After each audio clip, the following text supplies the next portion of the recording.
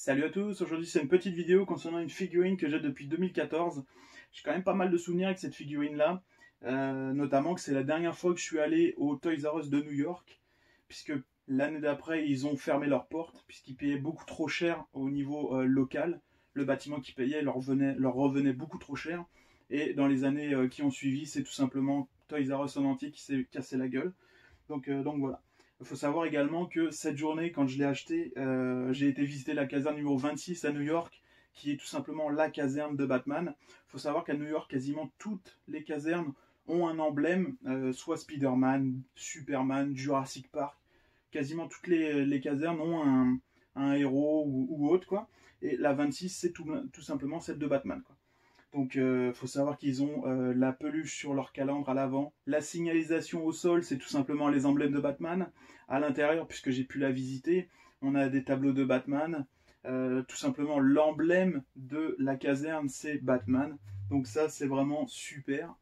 Donc après, au niveau de la figurine, elle mesure 31 inches, ce qui équivaut à du 78 cm.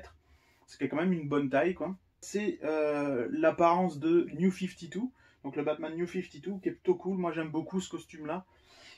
Après au niveau de la marque c'est Jakks Pacifics, ils font quand même pas mal de figurines comme ça en plastique. Donc après c'est une très bonne marque en termes de jouets en plastique on va dire. Vous pouvez l'utiliser pour jouer ou pour l'exposer tout simplement, même perso je l'expose. Après au niveau de quoi faire dessus, on peut tourner la tête de gauche à droite, on peut lever les bras, on peut lui faire un tour sur lui-même sans problème. Au niveau des mains, donc on a la main gauche, elle est tout simplement en point et elle peut se pivoter de gauche à droite.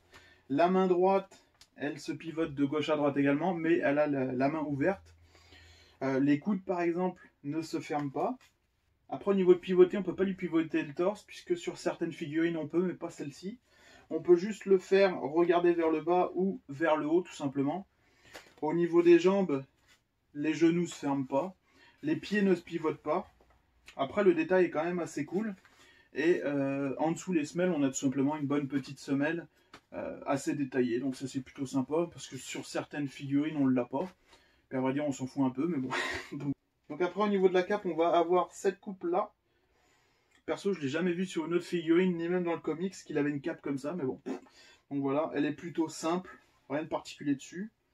Au niveau du dos, détaillé, et on va avoir toutes les fixations, tout ce qui est les vis, etc. et le derrière de la ceinture.